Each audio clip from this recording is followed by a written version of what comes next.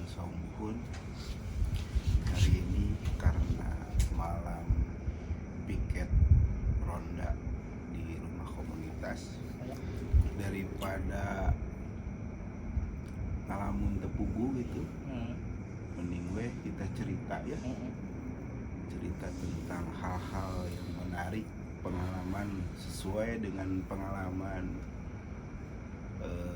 Pak Adi mungkin, yang memang sebelumnya memang sangat senang naik gunung ya, dan cerita Pak Adi lebih banyak mendapatkan hal-hal yang menarik mungkin di gunung gitu, apalagi memang sudah berapa lama naik gunung Pak? Saya itu naik gunung berawal dari kesenangan, kecintaan terhadap alam, karena memang lokasi tempat tinggal pun memang pegunungan juga.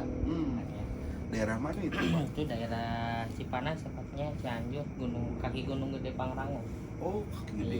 Iya, di situ. Kalau dari rumah itu ke base campnya itu sekitar 15 menit.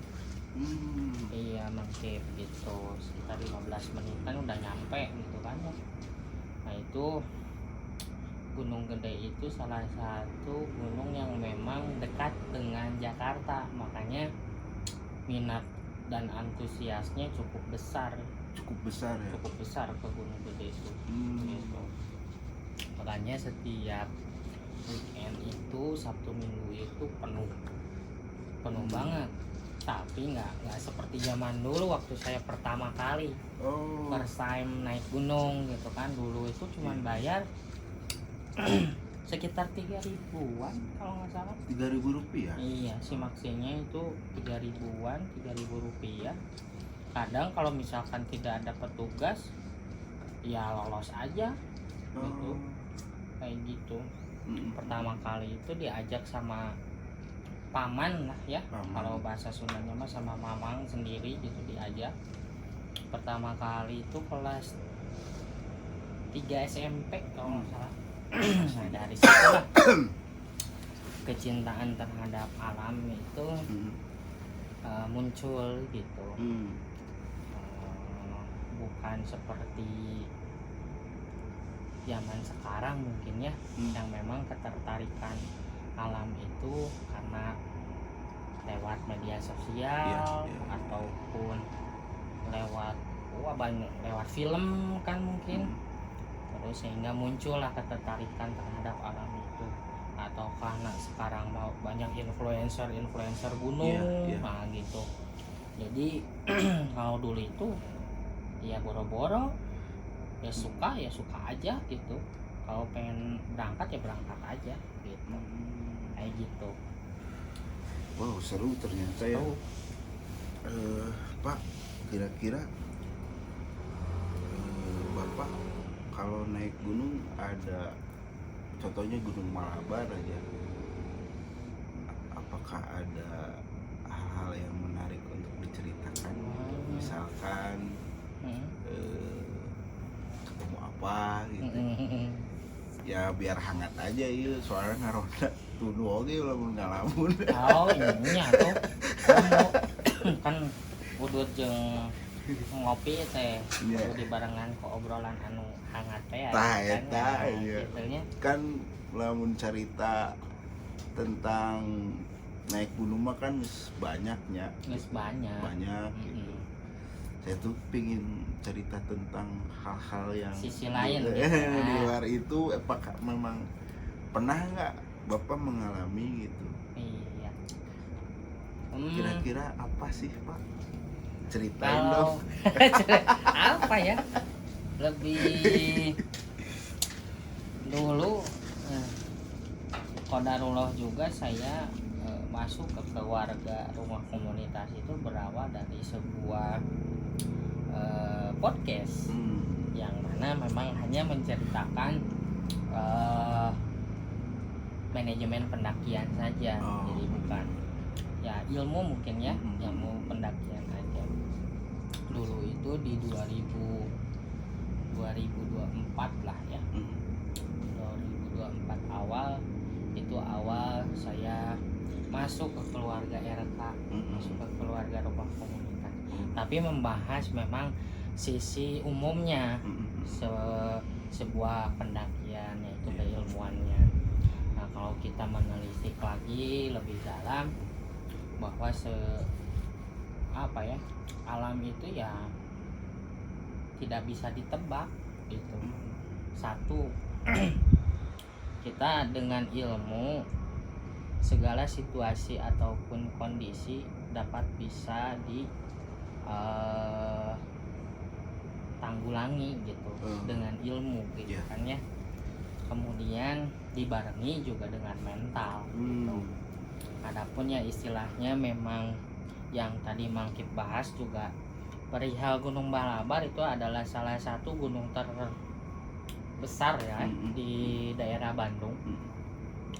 Pegunungan Balabar itu kan ada 6 puncakan tuh, ada 6 puncakan, sekitar 6 puncakan.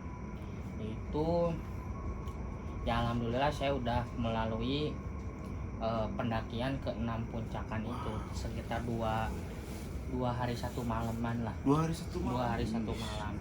Yang harusnya estimasi umumnya itu 3 hari 2 malam. Tapi kita pangkas menjadi 2 hari 1 malam. Ya itu pun kalau yang bagi ya mohon maaf bukan membedakan antara yang sudah lama sama yang pemula juga gitu. Cuman kita harus memikirkan apa yang memang faktor apa yang memang jadi kecelakaan khawatirnya kan ya, kalau misalkan kita tidak dibarengi dengan ilmu fisik mental yang sama gitu kan, walaupun satu kelompok gitu kan ya. Kalau tidak sesuai atau berbeda, yang pada akhirnya kan merepotkan kelompok juga gitu kan, harus sama juga. Nah alhamdulillah pada saat itu kami mewakili komunitas juga sih sebenarnya, ekspedisi Gunung Balabar namanya gitu kan, di 6 puncakan itu di 2 hari 1 malam. Cuman yang saya mau angkat ceritanya yang bukan ekspedisi Gunung Balabarnya. Nah itu. Tapi first time pertama kali saya naik Gunung Balabar itu hari Kamis malam Jumat. Hari Kamis malam Jumat gitu. Dan cuacanya pun nggak cerah seperti sekarang gitu. Di disambut dengan gerimis gitu. Hujan, gerimis mengundang itu juga lagu Malaysia gitu. Nah itu spontan sebenarnya. Tadinya cuman kita lebih ke arah pengen healing aja, pengen capture aja sebenarnya. Awalnya pengen capture aja. Itu sekitar jam 5 sorean kayak tuh. Dulu tuh masih mengajar dulu. Pulang ngajar itu aduh jenuh, hari Sabtu tuh langsung packing aja, telepon temen namanya Ijal, bukan Ijal RK ya, Ijal Celong namanya. Telepon si Ijal Celong gitu aja, sibuk tuh gitu kan, nyantai saya mah gitu kan, nanya juga gitu, mending capture we, ayo atuh gas gitu kan. Saya dulu tinggal di Bandung Timur, langsung ke Banjaran, nyamper lah gitu ya, langsung nyamperin si Mang Ijal gitu. Pada saat itu dia masih kerja, karena kegiatan dia sehari-hari itu menjahit, menjahit waktu itu tuh masih menjahit, dia belum packing. Saya nyampe sekitar jam 6-an pas maghrib, jam 6-an kata teman saya tuh, oh kayaknya mun camper doang mah asap kumaha gitu kan ya, mending orang sambil nanjak bari ngesang gitu kan ya, sambil olahraga Ya. gitu malam. Ya saya mah hayu-hayu wae gas bebas kemana we gitu. Nah out of the box mang, out of the box tuh di luar Nurul gitu. Semalam Jumat kita langsung naik ke Gunung Malabar pertama kali, jalur Junghun namanya, Berdua itu. bertiga. Bertiga. Nah karena kalau berdua berdua asa kurang gimana, mungkin mentalnya kurang Iya. gitu kan, yang pada akhirnya kami telepon lah temen satu lagi si Mang Rudi, tinggal di daerah Soreang gitu kan ya. Mang Ija juga spontan uhuy, tapi ya dikirain saya ngajaknya camcer, ya mau nggak nanjak gitu kan, kurang ke Junghun, kurang ke Malabar, jalur Junghun gitu kan, asli nah ya teh gitu, asli nih gitu kan, ayo gas langsung. Pada saat ya gayung penyambut lah, ajakan gas berangkat. Itu tuh keur hujan ngeripis. Keur hujan meripis kene sangki gitu. Dan yang alhamdulillahnya ketiga orang ini ya punya mental dan keilmuan survival yang cukup lah gitu kan ya. Sudah teruji. Dari mentalnya juga ya emang udah sering lah gitu ya, tiga orang ini termasuk saya gitu kan. Gas nungguin Ba'da Isya berangkat kita. Ba'da Isya berangkat, nyampe base camp titik pertama pendakian itu di jam 8:30 malam. Langsung gas. Nah kata si ibunya teh pada saat nyampe, jang atuh mendingan tidur we di dieu, senang kitu hujan kieu mah. Ada memang niatan kita pengen nanjak, jam berapapun kita go gitu kan. Akhirnya kita parkir motor, kita persiapkan logistik yang ada, packing, kemudian pemanasan lah ya. Pemanasan biar nggak cedera gitu kan ya, kalau di malam hari itu cukup rentan lah ya kram itu, karena kan suhunya juga dingin gitu kan. Pada saat itu kita pakai jas plastik gitu, tetap pakai jas hujan plastik gitu kan, goresek gitu kan. Nah goresek, berangkatlah kita jam 8:30 malam gitu, jam 8:30 malam yang tiga orang berangkat. Nyampe pos 1 udah mulai ada something gitu, udah mulai nggak enak gitu, karena di pos 1 itu ada satu pos ya bekas rumah yang emang udah nggak kepake gitu, udah bangunan tua gitu. Nah, kita nggak lama di situ karena udah ngerasa nggak enak aja gitu, merinding aja. Kalau dari sisi kita melihat sesuatu, nah yang kayak gitu pun sepertinya hati-hati dengan manusia gitu.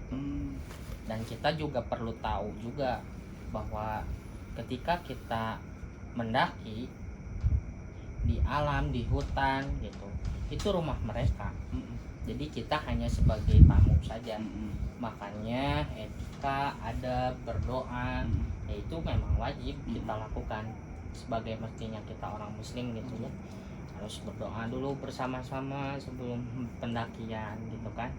Karena ya pada saat itu yang kita bisa mintai tolong ya Tuhan kita, Allah Subhanahu wa taala gitu. Hanya kita tidak boleh lupa dengan hal itu gitu kan.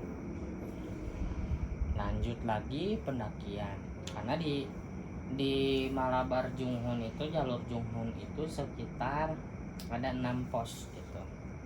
Ada 6 pos.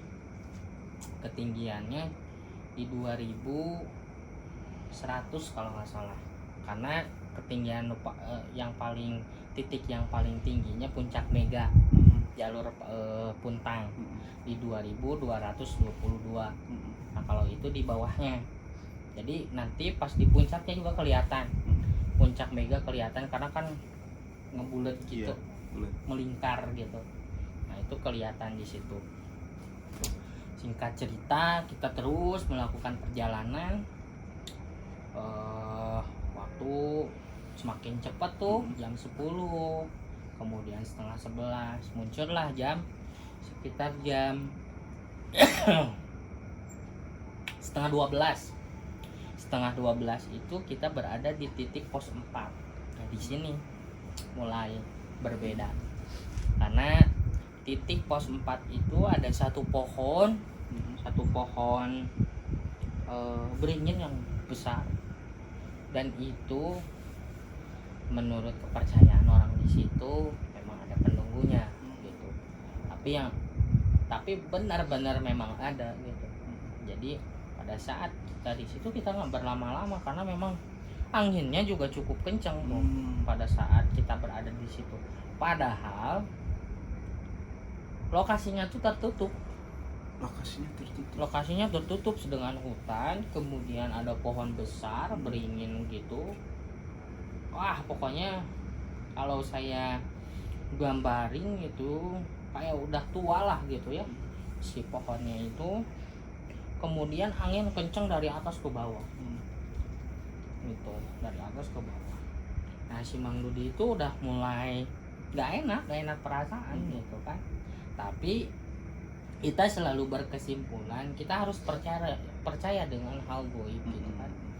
Tetapi yang kita pasti takuti yaitu hewan buasnya, karena daerah Malabar itu masih ada pantera, kucing besar tuh masih ada yang saya rasa itu mereka melihat kita dari kejauhan gitu, kayak ngikutin terus. Cuman kan karakter hewan seperti itu beraninya satu lawan satu sebenarnya. Kalau kita sendiri itu bahaya. Kalau kita berkelompok, berbarengan gitu kan, tidak saling ini harus cepat, ini harus lambat dan sebagainya. Kita benar-benar berbarengan bertiga tuh, nggak pernah jauh. Senter tetap nyala. Kemudian belati juga pegang karena memang khawatir itu tadi gitu.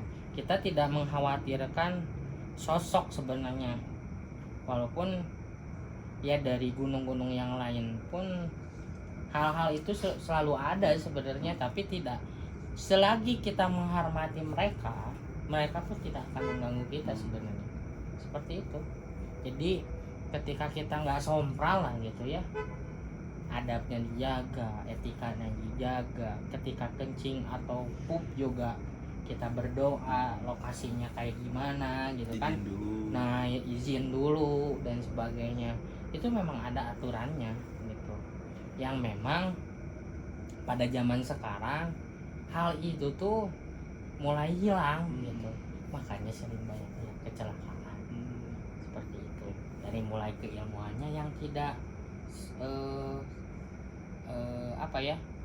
yang belum cukup lah, FOMO gitu kan ya. Kemudian perlengkapannya yang kurang safety gitu kan. Kemudian kelompoknya yang tidak care gitu, perhatian satu sama lain. Itu yang membuat banyaknya kecelakaan di gunung gitu Bangke. Tapi ada nggak yang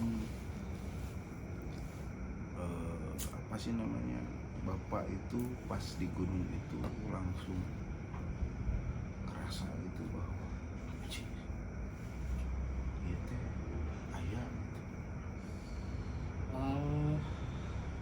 ya pada saat di pos 4 itu ya, karena memang suasananya tuh mencekam Mangkip. Dari suhunya pun yang harusnya dingin di jam setengah 12 itu gerah Mangkip. Gerah banget. Nah itu lumayan gitu dari situ tuh. Terus kayak kita tuh diikutin sosok hitam aja dari pos 4 tuh. Hitam Gitu. besar itu. Hitam besar. Karena sebelum berangkat tuh Mang Dudi sudah pernah nonton satu YouTube yang diangkat sama Virsa kalau nggak salah. Nah lokasinya pun sama di situ. Oh, Lokasinya di pun lokasi sama 4 itu. di situ. Dan kita penasaran juga apakah betul kayak gitu. Tapi ketika kita mengalami secara langsung ternyata benar gitu. Nah di situ tuh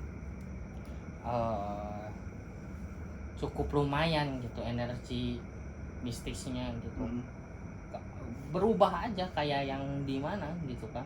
Nah dari pos 4 kita bergegas langsung nggak lama mungkin nggak nyaman aja gitu, langsung bergegas lagi sambil pegang belati. Jalan pun yang tadinya pelan jadi agak cepet gitu. Walaupun kita capek tapi tetap aja langsung jalan gitu. Langsung jalan karena usut punya usut.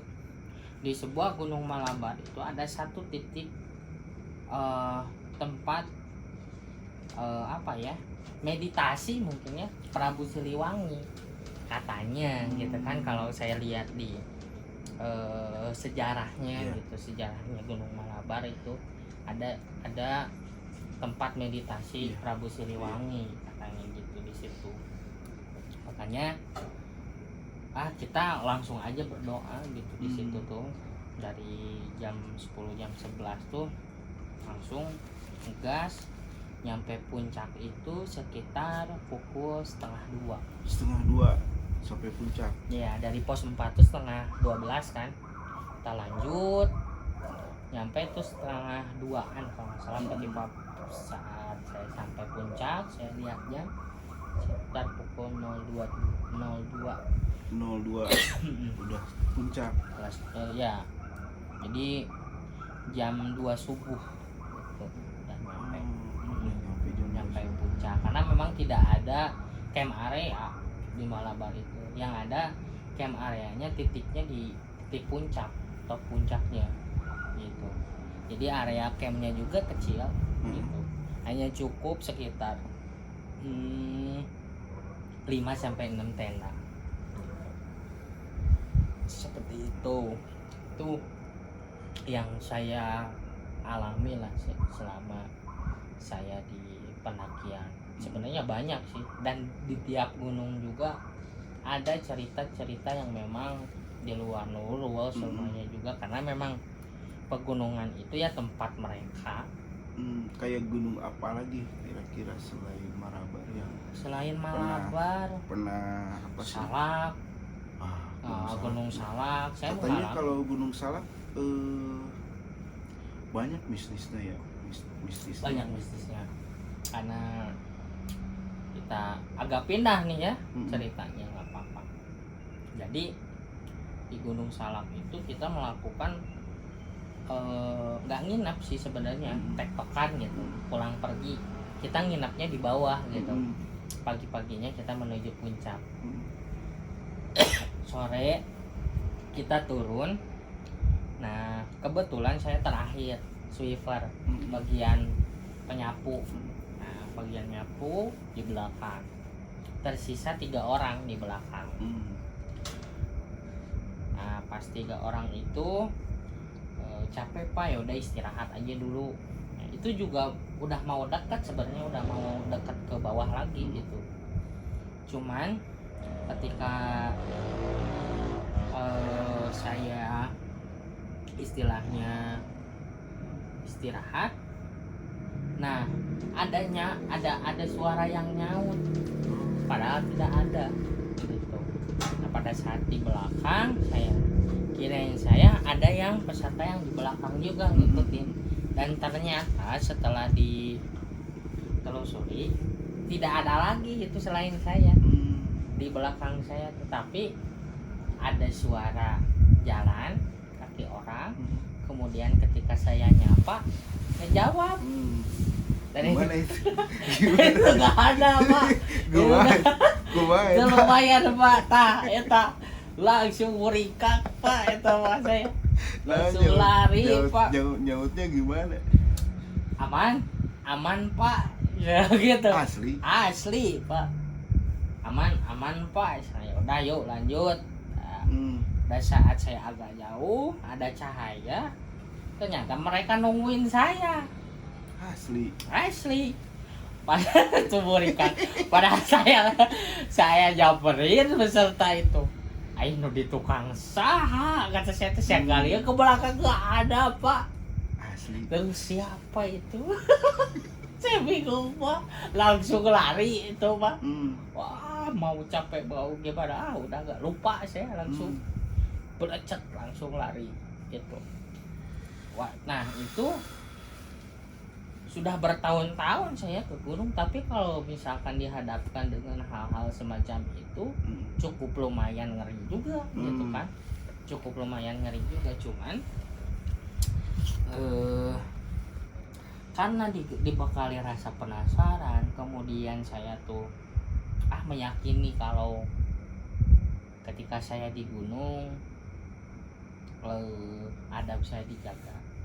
Jadi menjaga diri saya dari hal-hal yang menyakiti mungkin ya, yang mengganggu makhluk-makhluk seperti itu, seperti jadi dari mulai saya ibadahnya, sholatnya kayak gimana, kemudian adabnya seperti apa, doa mau mulai pendakian, kemudian mau turun juga nyampe ke rumah gitu kan. Nah itu memang benar-benar saya lakukan bertahun-tahun gitu. Cukup menarik lah pokoknya gitu. Nah kita kembali lagi ke Malabar itu kan sudah di puncak ya. Nah di puncak kan camping tuh ya. Nah apa sih yang dirasakan gitu ketika muncak camping? Apakah yang dirasakannya yang di pos 4 itu ada? Jadi gimana ya Mang Kip ya, kalau kita kalau saya menggambarkan sebuah pendakian itu seperti miniatur kehidupan Mang Kip. Jadi ada menanjak, ada turunan, kemudian ada cuaca yang nggak bisa kita duga, begitupun kehidupan gitu. Ketika kita diuji gitu kan dengan ujian yang bertubi-tubi, karena kita ingin mencapai puncak kehidupan yang memang kita dambakan mungkin ya, karena beda-beda kan setiap orang gitu kan. Top puncak kehidupannya beda-beda gitu. Ada yang ingin istilahnya jadi pengusaha, ada yang ingin biasanya jadi PNS. Nah itu kan top kehidupannya gitu, top puncak kehidupannya. Nah saya gambarkan sebuah pendakian pun adalah sebuah miniatur kehidupan yang mana kita harus menikmati prosesnya. Capeknya, mentalnya benar-benar diuji dari ketika kita istilahnya melakukan sebuah pendakian di malam hari dengan fisik yang memang harus dipersiapkan juga, dengan peralatan yang harus memang dipersiapkan juga. Saat sampai puncak itu kan puasnya luar biasa gitu. Ada rasa yang memang sulit saya gambarkan gitu ya. Ada tingkat kepuasan sendiri gitu, bahwa saya bisa melawan rasa takut itu gitu kan ya, bahwa saya bisa melawan mental yang memang sering menghantui itu gitu kan ya. Nah, makanya saya banyak belajar dari sebuah pendakian gitu, bagaimana kehidupanku pun kan harus dipersiapkan gitu kan, dari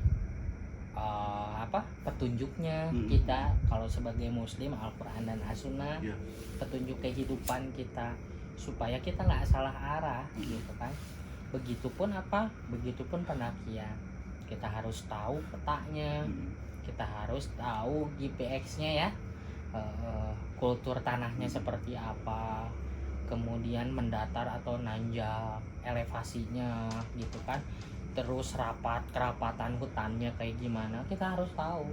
Tapi sekarang mudah canggih, kita bisa review, evaluasi atau observasi lewat YouTube, kita bisa cari informasi lewat Google gitu. Kalau sekarang mah lewat AI gitu kan ya, itu bisa meningkatkan justru keilmuan kita terhadap manajemen pendakian gitu, untuk supaya lebih prepare gitu. Karena kan di yang namanya alam nggak bisa ditebak, bisa badai tiba-tiba mangkip, hipotermia gitu kan. Saat persiapan, saat badan kita gak siap, kita diserangnya bukan dengan alam tapi dengan tubuh kita sendiri. Nah itu yang bahayanya kan. Apa saya tuh karena itu penting saya resep itulah mun ngadangukeun cerita tentang jurig gitu ari pas bapak ka Malabar. Bapak pernah tuh ketemu dengan hal seperti juri gitu kan, atau kalau bahasa mitos nama juri. Nah ceritakan Pak. Juringna lamun suara pernah Pak, gaung-gaungna kayak karena kan sering diceritakan ada mitologi kan, ada hewan mitologi di Malabar itu, manusia serigala kan ya, manusia serigala ya. Iya. Nah itu tuh Aul ya. Nah itu tuh ada Pak suara itu tuh, ada suara itu tuh. Cuman pada saat itu cuman saya yang ngedengerinnya gitu, yang ngedengerinnya cuman saya gitu. Kalau yang lain enggak. 2 orang itu enggak, hare-hare. Emang nggak cerita? Enggak. Nah, kalau di gunung itu ada adabnya, Pak. Ketika kita mengalami proses mistis atau goib yang di luar naral gitunya, sebisa mungkin kita jangan ceritakan pada saat masih dalam sebuah pendakian. Nah, apa teh? Adab. Lamun pas di hari takene dicaritakeun bisa buyar Pak, linglung gitu mental kena. Kemudian ketika mental kita kena, akhirnya gelisah, cemas, sehingga ketenangan itu nggak ada untuk berpikir. Pada saat di tengah hutan ditinggalin Pak. Jadi banyaknya kecelakaan itu bisa jadi didasari dengan kebodohan orang itu sendiri. Melihat sebuah permasalahan. Saat Allah memberikan ujian gitu kan, pasti beserta petunjuk dan solusinya. Tapi ketika kitanya gelisah, ketenangannya itu gak ada, sulit kita menemukan sebuah petunjuk yang Allah kasih. Sama di pendakian juga seperti itu. Makanya ada adabnya gitu. Saat kita mengalami sebuah keanehan gitu kan, itu kan hal negatif. Dan apa mungkin ketika kita sampaikan, teman kita pun akan menerima. Kalau sama sih gak jadi masalah, mentalnya sama-sama kuat. Tapi kalau misalkan mentalnya lagi down, kita sampein sieunan lah kumaha, bisa jadi terjadi apa? Kecelakaan, gurung gusuh, sedangkan trek pendakian itu terjal, makanya banyak yang jatuh. Lihat pohon pisang kayak pocong, karena udah ke trigger di awal Pak. Gitu. Jadi goib itu makhluk seperti itu ada, tetapi ketika manusia itu sendiri memperkuat ketakutan itu akan lebih istilahnya mencelakakan dia sendiri. Gitu. Walaupun memang hal itu ada Pak, gak ada angin, gak ada pohon gerak ini. Nah, ya kalau kita mikir kan harusnya semua kan gerak pohon tuh, ini cuma satu deh ini. Juga nu ngambai gitu. Ngambai gitu gerak. Itu sering terjadi hal itu, dan kita harus sadar dengan hal itu bahwa mereka itu ada, tetapi mereka juga punya hukum sendiri kan. Tapi Bapak pernah ningali langsung Pernah. di Cekler gitu? Pernah. Wah, astagfirullah. Nama ngelayang di sini pernah saya naik malam juga Pak, pada maghrib gitu kan. Kalau di Malabar itu hanya bayangan hitam tapi besar, kayak genderuwo gitu, besar gitu, ngikutin kan dari sisi arah kanan dan kiri. Makhluk mitologi itu. Saya nggak tahu ya, karena setelah pendakian itu saya cari tahu gitu, silsilah atau sejarahnya Gunung Malabar itu seperti apa gitu. Cenah di Malabar teh aya naon sih? Aya jurig naon sih? Sa?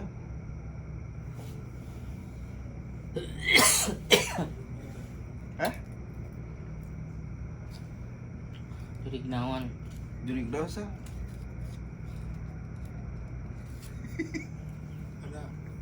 ada peninggalan Belanda. Iya. Nah, ada yang berbau-bau Belanda Katanya ya. Karena di Malabar memang noni noni Belanda. Pernah nggak Bapak melihat itu? Saya paling nemuin jalan, ada satu jalan bekas kereta kuda gitu di atas padahal posisinya, jadi bekas penambangan gitu.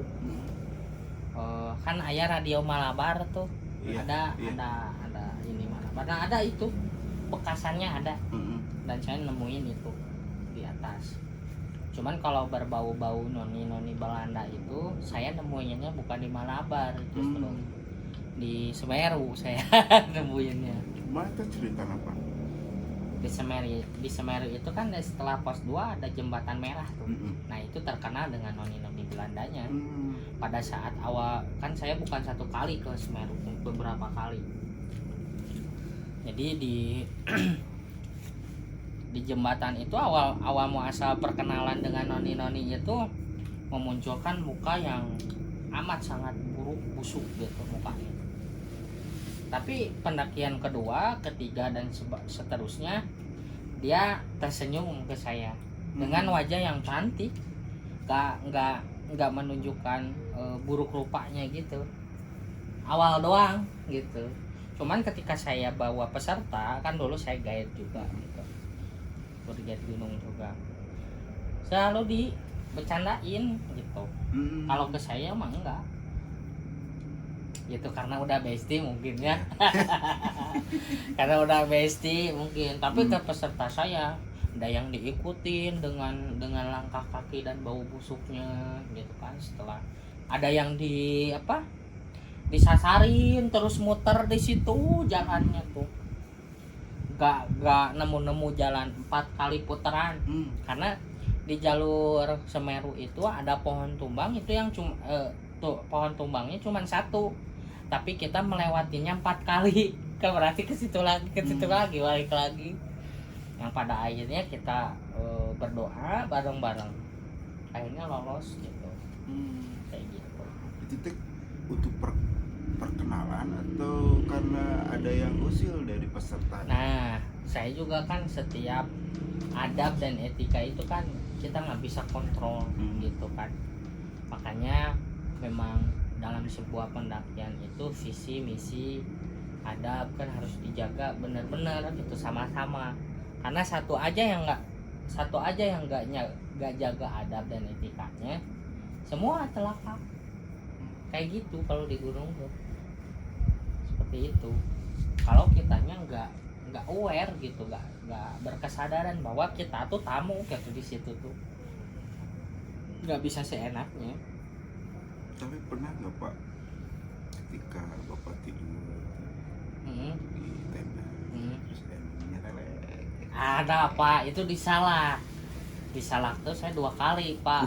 Salah wae. Salak tuh saya 2 kali.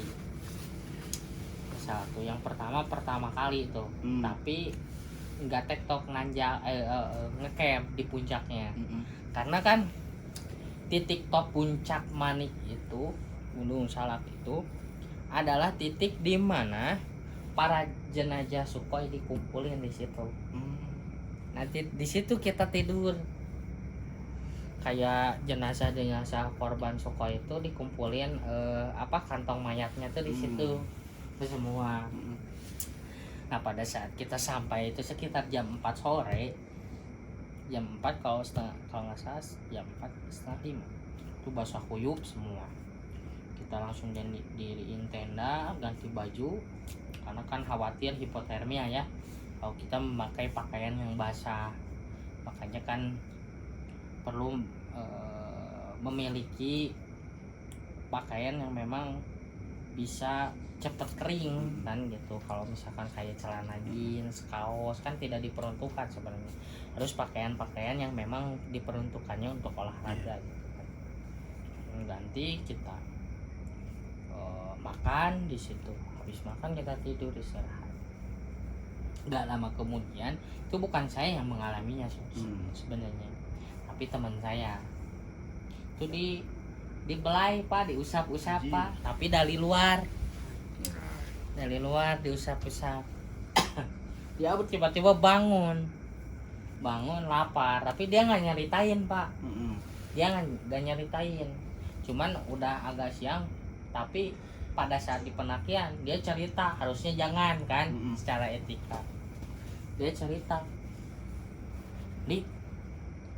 dirinya ngahurian saya kepala saya dielus-elus gawe saya teh gawe teuing gitu kan, nanaonan gitu usahanya gitu kan. Kita juga bingung, saya juga gitu kan, saya teh melapar we sugan teh didinya cenah ngahudangkeun. Tuh saya mah gitu kan. Cuman kan bagian tenda itu sering ada tali ya yang terpasang supaya pendirian tenda itu lebih kuat kan, pakai tali. Kalau memang toh ada orang di situ mungkin kesandung ya, keinjak dulu atau gimana lah gitu. Ini enggak Pak, sini dibelai gitu.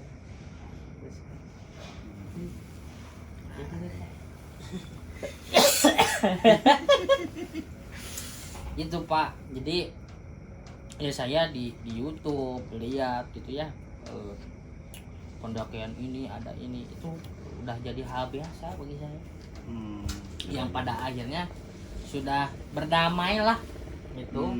Nah karena memang ada gitu. Hal yang benar-benar paling mencekam yang Bapak pernah rasain sampai enaknya masih kainget gitu, masih kainget ketika mendaki di gunung mana Pak, sehingga anjir orang teh itu sih bisa ceritain lah Pak. Salah sih Pak, nu tadi teh ya saya ngobrol dengan siapa gitu di belakangnya, saya nggak tahu gitu. Ya itu aja, aman Pak. Udah. Asli Pak. Pada saat saya lihat ke depan, kok peserta saya, terus yang di belakang siapa? Itu Pak. Asli Pak. Itu. Terus, nah balik lagi ke Malabar Pak. 2 hari setelah pendakian itu muncul kabar kematian Pak. Jadi ada satu orang lokal yang melakukan pendakian sendiri, banyak kan, tapi jatuh di Junghunnya. Akhirnya dapat kabar meninggal lah itu di situ, di lokasi. Ya setelah saya turun itu 2 hari setelah saya turun dari Junghun pulang, 2 hari kemudian saya dapat kabar bahwa ada orang meninggal di situ.